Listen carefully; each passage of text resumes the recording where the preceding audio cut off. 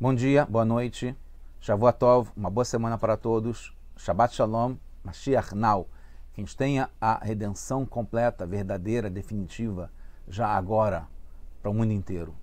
A pergunta da semana é, branco ou colorido?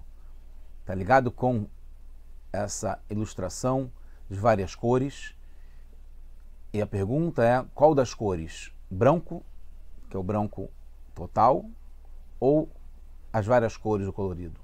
A gente está no projeto Likutei Sichot, esse é o capítulo, volume 15, e a Parashá, Parashat Vayetze, é a quinta Sichá, o quinto discurso do Rebbe desse livro de coletânea dos seus discursos. E a Parashá Vayetze quer dizer, e saiu, que Yaakov saiu de Israel, como recomendado por seu pai e por sua mãe, Yitzhak e Rivka, e ele foi para a terra de Lavan, para Haran, onde morava os parentes, né, o irmão de Rivka, da sua mãe, o seu tio Lavan, traduzido como Labão, que era um grande trapaceiro, vigarista, uma pessoa realmente enganadora. E ele vai para lá e no final da Parashá ele sai, depois de 20 anos na terra de Lavan, ele volta para Israel e o Lavan o persegue. Lavan, em hebraico moderno, assim como na Torá, está ligado com branco, com a cor branca, diferentemente de outras cores. A resposta, já tendo dado a dica, é o branco, nesse caso que a gente vai ver, porque o branco está ligado à essência, aquilo que a gente recebe de cima para baixo. E as cores é o que a gente consegue fazer por esforço próprio. Tem um valor enorme as cores, o que a gente consegue fazer, a variedade, quantidade por esforço próprio. Comparando nos dias de hoje, está ligado com o self-made man, né, ou woman também, a mulher ou o homem que consegue se fazer sozinho, que não tem herança do pai ou da mãe, que não tem uma profissão já garantida, ou um negócio, ele abre a sua empresa, ele começa do zero e ele se faz sozinho, né? É uma demonstração de esforço próprio, que é muito bom, só que vai até um certo limite, até o quanto que a pessoa consegue. E está ligado às cores, né? Eu fiz essa ligação, que cada um pode trazer para a sua vida. Está limitada a essas cores. O branco é o que vem de cima para baixo, que não depende só do nosso esforço. É um prêmio que a gente recebe. Vamos mostrar como isso está ligado com a nossa Parashá e a aplicação que a gente pode trazer para o nosso dia a dia. E também o que está ligado com o que aconteceu no mundo, que está acontecendo ainda. No final da Parashá tem uma frase famosa que a gente fala nas sinagogas no dia de Simchat Torah, Ve'Yakov halar ledarko, que Yaakov, como está nessa Parashá, no final da Parashá, ele está voltando para Israel depois de ser perseguido por Lavan e sair de Haran. Yaakov foi para o seu caminho, o caminho dele, Darko, Derech, que é caminho dele, Darko. Como eu falei, é o costume dos nossos rebes, em Chabad, que a gente fala esse verso assim que acaba Simchat Torah. Quando a gente fala Simchat Torah, vem aquela sensação difícil ligado ao dia 7 de outubro desse ano, que aconteceu em Eretz Israel e mudou o mundo inteiro, que foi justamente em Simchat Torah, que coincidiu com Shmini Atzeret e no Shabbat em Eretz Israel. No final do Hag, que seria depois, porque o que aconteceu, começou a acontecer, o atentado terrorista, as atrocidades, o massacre, foi às 6h29 da manhã, e isso é no final do dia, que provavelmente poucos conseguiram fazer isso em Israel.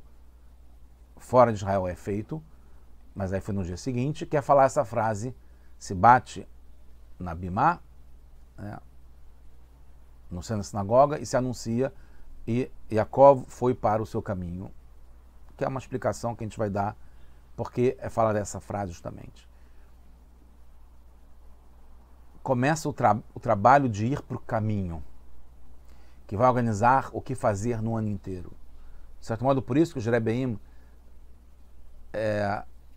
instituíram esse costume, porque depois de todo o mês de Tishrei, que vem depois do mês de Elul, que se toca o shofar todo dia, etc., e Tishrei é o primeiro mês do ano judaico, que tem o Rosh Hashanah, que começa o ano, depois tem a Aseret Yemei Teshuvah, os 10 dias de Teshuvah, Yom Kippur, depois preparação para Sukkot, aí tem festa de Sukkot, das cabanas, e no último dia tem Shmini Atzeret e Simchat Torah. Então, depois de ter toda essa inspiração, todo esse trabalho, toda essa santidade dessas festas, todas, cada uma no seu nível, no seu eixo, no seu canal, a gente vai para o dia a dia, depois que termina Simchat Torah, é o dia a dia, é a rotina, é o trabalho que deve ser feito. Então, a gente pega a força em Tishrei, e quando termina Simchat Torah, que não terminou esse ano em Israel, a gente pega a força para seguir para o caminho e organizar o que fazer no ano inteiro. Existe um caminho comum a todos, por isso que que fala sobre o caminho, o Darkó, o caminho dele, do Yaakov. Dentro desse caminho que está ligado com todos, tem um caminho que é diferente, que é o nosso, que é esse caminho especial. Então, como eu falei, o mês de Tishrei é cheio de festas, cheio de santidade, que é do chá, e a gente começa, no final de Simchat Torah, a ir para os assuntos do mundo, como sustento, né, trabalho, comida, bebida, dormida, tudo que está ligado ao mundo, né, ao mundano. A gente pega a energia, a carga das festas que vieram antes para tocar e seguir o ano inteiro. Essa passagem, né, de Tishrei para Reshvan, das festas que termina, chega no ápice em Simchat Torah, naquele dia 7 de outubro, é sintetizada nessa frase emblemática. Essa passagem da santidade para o dia a dia não dá para a gente entender totalmente, porque mudou o calendário que aconteceu esse ano. Está ligado com isso de, finalmente, Yaakov, que está ligado com todo o povo judeu e, de um certo modo, com todo o mundo, agora vai para o seu caminho. Esse seu caminho representa dois extremos, que o Rebbe explica aqui na Sirá, muito importante de entender. Um, que não é igual aos caminhos de Tishrei, que está ligado com a Kedushá. Então, é um outro caminho. Até então, Yaakov, o povo, todo mundo estava num caminho de santidade. E aí acabou esse caminho.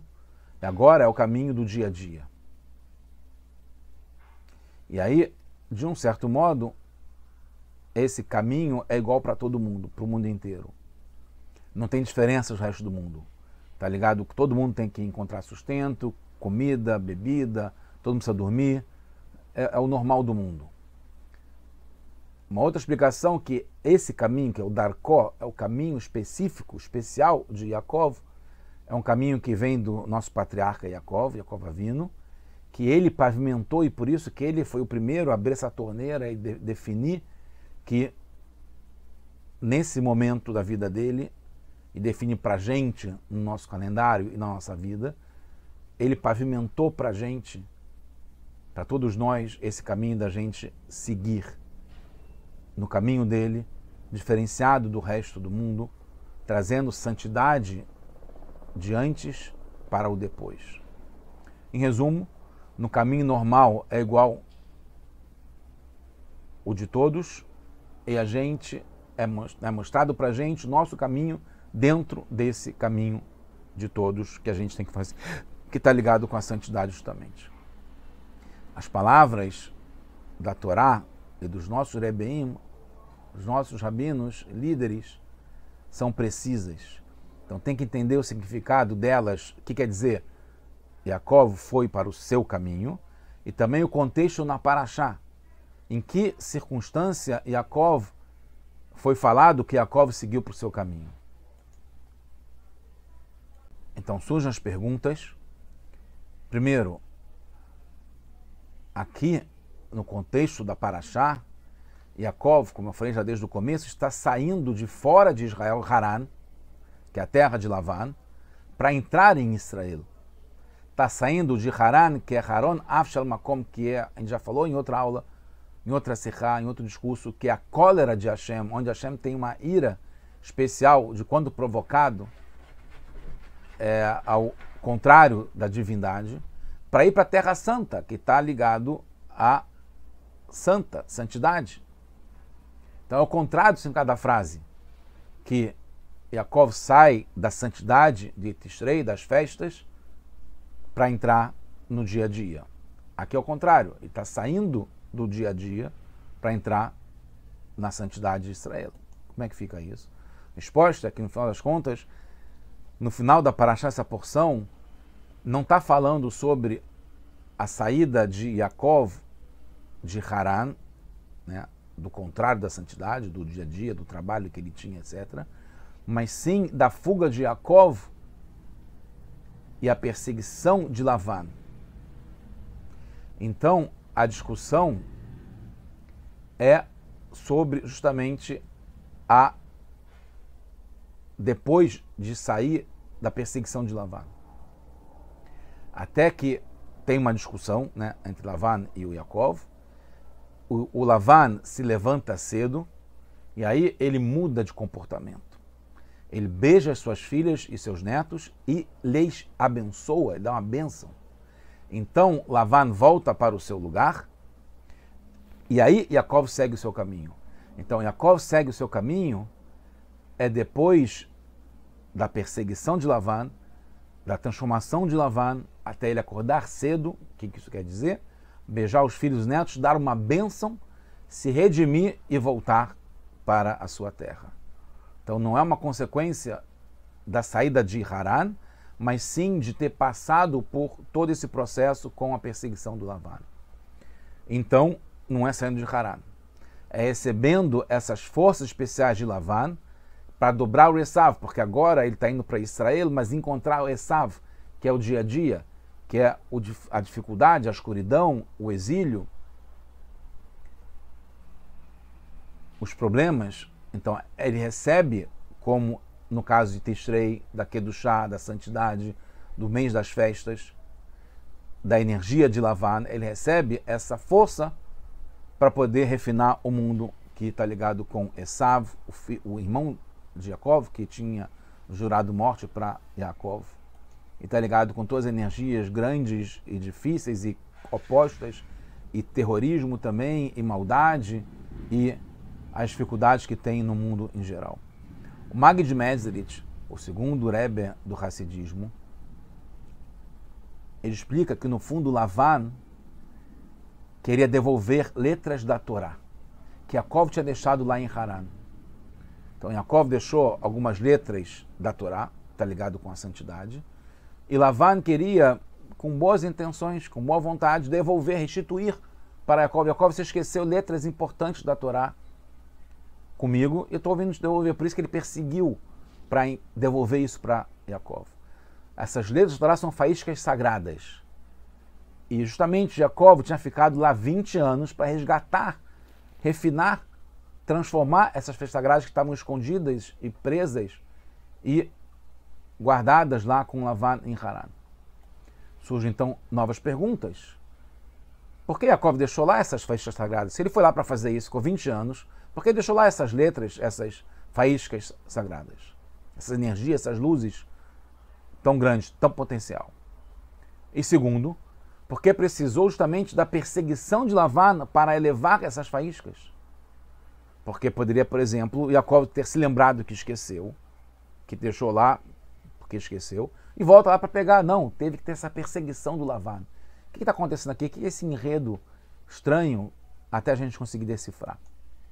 Começando a falar sobre as respostas, é que percebe-se, ainda claramente, sem precisar contar nenhum segredo, que então tinham dois tipos de faíscas. Uma, as faíscas que Yaakov podia refinar, e aí explica porque ele ficou lá 20 anos, e ele realmente saiu tendo refinado essas faíscas, porque estava ao alcance dele, está ligado, como vocês podem entender já agora, com o que a gente consegue fazer com o esforço próprio, com o self-made man, que Yaakov também era um self-made man. Ele chegou lá sem nada, e construiu uma fortuna enorme. E com as faíscas que ele conseguiu resgatar, refinar e trazer, levar consigo. Mas depois tem o segundo tipo de faísca, que não pode ser por Yaakov, e precisa dessa perseguição do Lavan. A gente vai ver o que são essas faíscas que o Yaakov sozinho não conseguia refinar, e ele deixou lá porque ele não tinha como lidar com isso, era muito grande, era demais para ele aguentar. A gente vai entender a relação também difícil com o dia 7 de outubro desse ano, que aconteceu em Israel, que o mundo está vivendo depois disso. É óbvio que está ligado com uma vitória do bem sobre o mal, mas teve um trauma muito grande na vida das pessoas, não só em Israel, não só o povo, mas para todo mundo, no mundo inteiro. Não podendo ninguém se esconder e deixar se posicionar nesse momento. Então, ligado a isso, também se sabe que tem dois tipos de mitzvot. Uma, que são as mitzvot, que é a maior parte das mitzvot, tipo sukkah, sentar numa sukkah durante 7 dias. Sacudir o lulav, que está ligado com as mitzvot, que o Rebbe traz aqui, que estão ligados com o que a gente acabou de passar nas últimas festas. Ele não fala sobre matzah, nem sobre a entrega da Torá, ele fala sobre as mitzvot que estavam agora frescas na nossa memória, que a gente acabou de fazer em Sukkot. Depende da nossa vontade, da pessoa de querer cumprir. Montar uma sukkah, ou ir para uma sukkah, ou comprar o lulav, ou sacudir o lulav na rua, pedir para alguém, etc. E 2, tem o segundo tipo de mitzvot, não depende da pessoa. Pelo contrário, se a pessoa se envolver, ela não consegue cumprir, como shikha, que é uma mitzvah, sem entrar em muitos detalhes, que a pessoa que está andando, o camponês, o dono de uma propriedade, que ele pegou o seu produto da agricultura, e ele, sem querer, deixou cair, ele não percebeu, né? Foi por esquecimento que ele deixou, e vem um pobre e pega. Tem várias condições para ele ter esquecido sem ter nenhum tipo de consciência, porque a mitzvah é tão elevada que não depende dele, que se ele estiver envolvido e tiver de propósito, já não vale mais como mitzvah. Tem que ser apesar, contra a vontade dele. E tá ligado também, já o Rebbe não traz sobre isso, mas a gente, dentro da luz do que aconteceu, o que a gente está vivendo e está percebendo, está ligado com essa Messirut Nefesh, entregar a própria vida sem ter pedido, diferentemente, está no nível acima de Rabi Akiva, que sonhou a vida inteira em poder entregar sua vida para Hashem, como aconteceu com os romanos, mas está ligado com os judeus que estavam, mesmo na festa da natureza, que foram lá por qualquer motivo e foram assassinados de uma forma trágica, absurda, e está ligado com fazer uma mitzvah, morrer de uma forma sagrada, que não tem como falar, o nível, o quanto é elevado o que aconteceu com eles. Esse nível não depende da gente. É de cima para baixo, é Deus que decide. E naquele momento vai acontecer isso. É uma energia muito forte. É óbvio que a gente não quer. Como Rabi Akiva, que é muito sagrado, queria poder dedicar a sua vida totalmente para Hashem. Isso não quer dizer perder a vida ou querer perder a vida. É querer poder se dedicar totalmente para Hashem. Isso a gente pode, e a gente recebe esse prêmio de cima para baixo, tá ligado com esse branco essencial. As raízes das mitzvot, elas têm diferenças. As que dependem da vontade da pessoa, que a gente falou, está no nível muito elevado, que é o nível de Keter, de coroa, que está ligado com corona, que é a vontade superior. E por isso que a nossa vontade consegue influenciar a vontade de Hashem. E a gente consegue trazer a vontade de Hashem para dentro da gente quando a gente faz essa mitzvah. Porque depende da nossa vontade também, está relacionado uma coisa com a outra. Mas acho que não depende da nossa vontade, não tem como a gente atingir, porque é acima da nossa vontade, está acima da vontade de Hashem. São ligadas diretamente a Hashem, a essência de Hashem, que está acima da vontade superior de Hashem, Ratzon Elyon. Que a gente não consegue chegar de baixo para cima. Como que aconteceu em 7 de outubro em Israel. Foi essa entrega total, de uma forma acima da vontade das pessoas.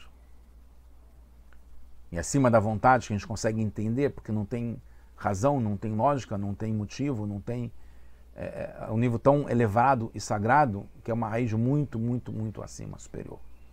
O nível de Lavan, que é esse branco, na santidade, tá? Não é a trapaça, como ele enganava, o Yaakov, etc. e tal, como está explicado na Parashá.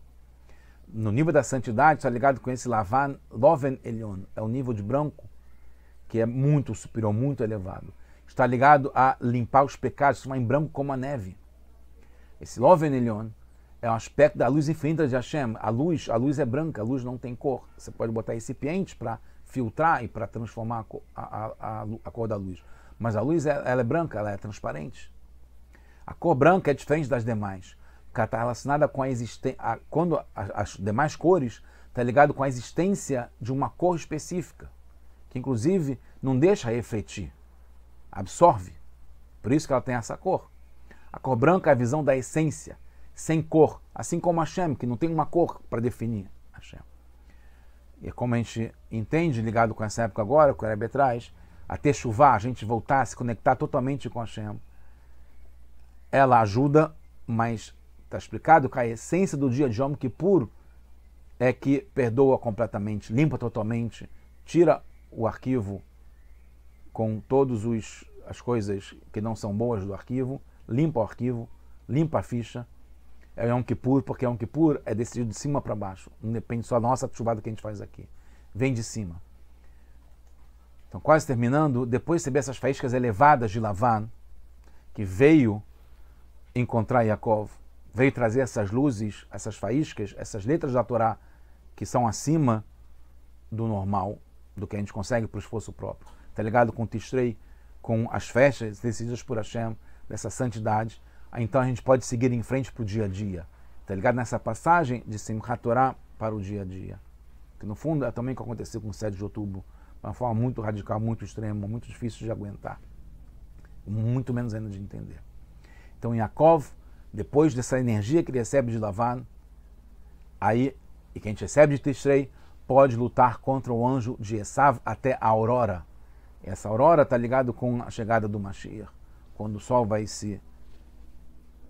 nascer e vai brilhar para o mundo inteiro.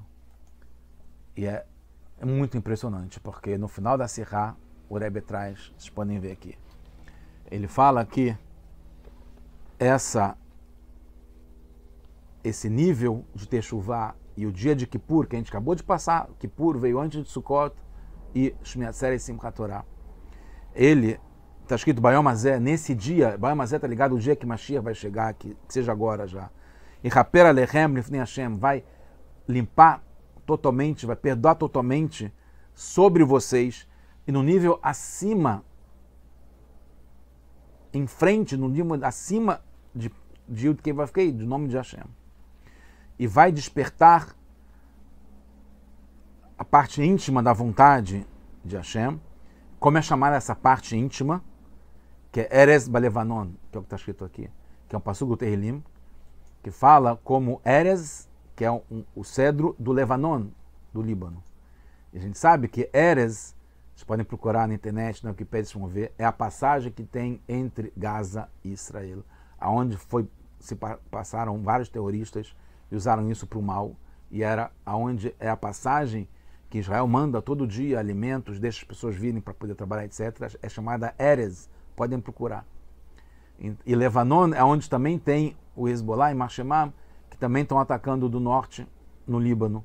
Então, Erez e Levanon está ligado a esse nível muito elevado, que é despertado em Yom Kippur, e tragicamente se revelou em Simchat Torah, em Eretz Israel. Mas esse nível que já aconteceu, já é passado, agora a gente vai para o futuro de vitória com Mashiach, acaba com todos os pecados de Israel, se é que tiveram, já está tudo limpo, transforma totalmente o mal em bem, acaba completamente com o mal, como já está agora, acabando com esse nível do mal, não só do Hamas, mas daqueles do Ohev Hamas, aqueles que amam e que continuam se posicionando a favor de Hamas. Esse nível de Loven Elyon se revela em Sukkot, o Rebbe fala aqui. Shmini Atzeret e Simchat Torah, que aconteceu no dia 7 de outubro. Esse nível tão elevado que a gente não consegue agir por esforço próprio, a gente consegue fazer de baixo para cima, vem de cima para baixo totalmente, um nível com luzes muito infinitas, muito elevadas, muito fortes, explosivas, nucleares, se revela em Simchat Torah e nos dá força para fazer o trabalho no caminho certo, tudo por Hashem, que seja agora já definitivo, como termina a Sihá falando sobre as faíscas divinas que foram reveladas no dia de Shmini Atzeret e Simchat Torah, esse nível de branco, de essência, de luz total ligada com o infinito de Hashem, da essência de Hashem, que seja agora já revelada com Mashiach, now, agora, para todos nós, são boas notícias.